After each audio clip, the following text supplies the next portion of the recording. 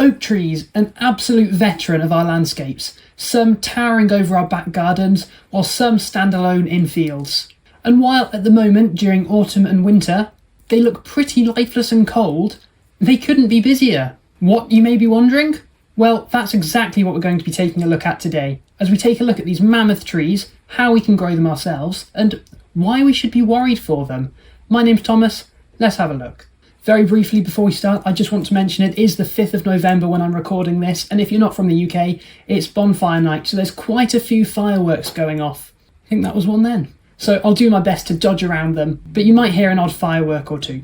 Exciting. Firstly then, before we start, let's take a look at the oak genus as a whole. They're a broadleaf deciduous tree which grow all over the globe, and if you're wondering what the words deciduous and broadleaf are, why not check out our previous video, which there'll be a link to at the end, where you can find out exactly those meanings. And while the term oak may sound pretty generic, there are actually over 500 different species of the same tree. Incredible, I know. Ranging from your Quercus robus, your English oaks, to your Quercus albus or white oaks, to your Quercus petraeus, the Cecil or Welsh oak. There are just so many to look at, each with their own unique quirks. Quercus. Again, really not funny. So with all these different varieties, why not comment down below which one grows most prominently in your region? It'd be really interesting to see. And you never know, we might be able to get an idea of what oaks are hanging out where. As a part of the living world, you can probably figure out that they're quite an important part to ecosystems, but you may not realise that they can actually support over 2,300 different species. Again, how? They are literally just a metropolis for wildlife. And while this all sounds great, them supporting loads of different species, oaks all around the globe are actually quite at risk for many different factors, most notably due to diseases, poor management of woodlands, and probably the most recognisable one, climate change. And these factors can all lead to the tree becoming more stressed overall and eventually dying. And that's not what we want. Okay then, we've seen that oaks can be pretty beneficial for biodiversity, but it seems like they've got a pretty bleak future. Whoa! I wasn't scared. So, what can we do? Well, this is where we can come in to help keep the oak genus thriving for many centuries to come.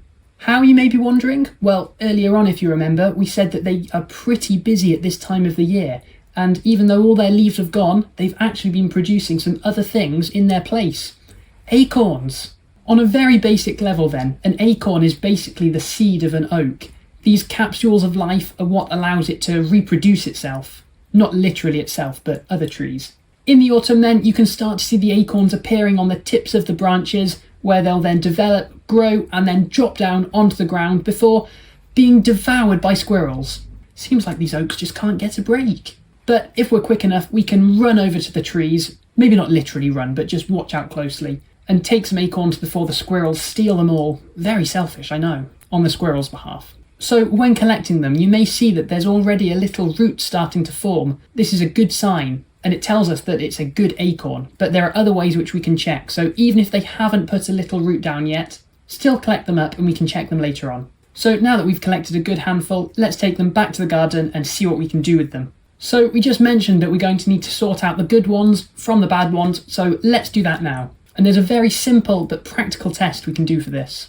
All you have to do is take a bowl of water and plop your acorns into it. So there's one key sign we're looking for when we do this, and that's buoyancy. From this we can tell then if it sinks, it's a good acorn and it's one we want to keep, but if it floats, it's absolute rubbish for us. And this is usually down to a fungus or that it's rotted on the inside, so it won't really germinate very well, if it even does in the first place. Once we've done that then, we can remove our good acorns from the water, add the water back to the water butt if you've got one, and move on to the next step. So then, there are two starting points with the acorns. Therefore, to start with, we'll look at the ones which are a little bit behind. When I say that they're behind, these are the ones which haven't yet germinated. They haven't put their little root down yet. What we're going to do then with these acorns which haven't yet germinated is try and do a process called stratification with them. In simple terms, this is basically just like trying to trick the acorn into thinking that it's having a period of winter and it's in its dormant stage, at which point it'll then encourage it to put its little root down and it'll have caught up with the others. To do this then, all we're going to do is just take some paper towel, make it slightly damp, and then lay our acorns on top of it before rolling them up, making them all cosy inside. At which point they can then be put into the fridge and left for about 1 to 2 months, After they've been in the fridge then for about a month or two, we can then just start to check underneath the paper towel if they've germinated or not. The majority of the time, the good ones which will actually end up germinating will have actually put a root down by that point. There we go then, we've caught it up with the others. Now we can move on with all of them. Some people say that before you stratify the acorns, it's worth putting them in some water for about 48 hours, because this can then also help you to see if any more float to the surface. But really, I don't personally see too much point in this. By all means, go ahead and do it, and you may have a slightly better germination rate, but for the time which it's taking, I reckon it's just better just to put them in the damp paper towel in the fridge and leave them at that.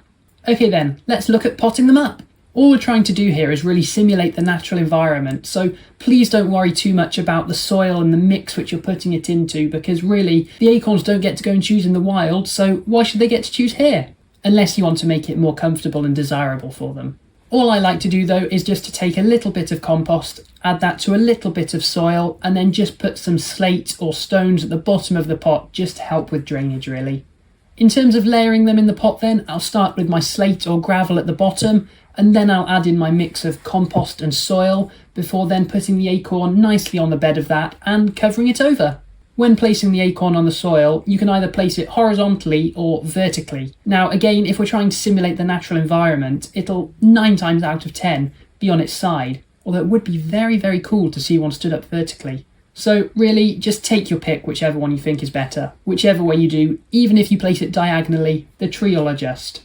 And now it's nicely potted up, the last thing we need to do with it is give it some water.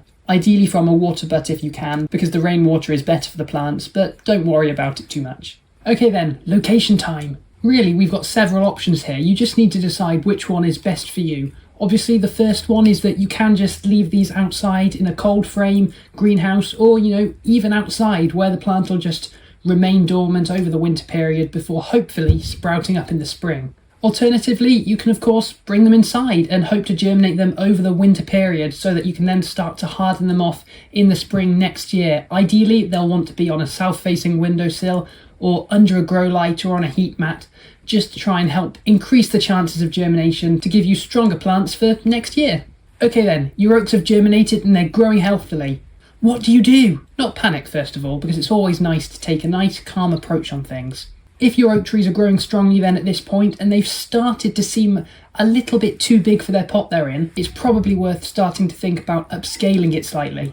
But it's very important not to overdo it. It's also very important not to repot it during the growing months in the spring and summer, and rather wait until the oak's gone a little bit more dormant in the autumn and mainly the winter. This is the time around November to early March when we want to start getting them repotted.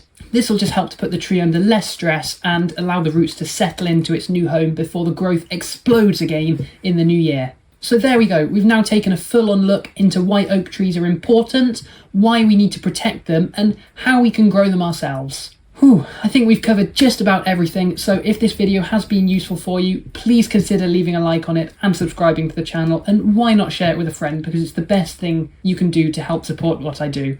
Anyways, if you want to look at how you can use the trees which the leaves have just lost to grow these acorns, why not click here to find out. Anyways, thank you so much for watching, and well, see you soon.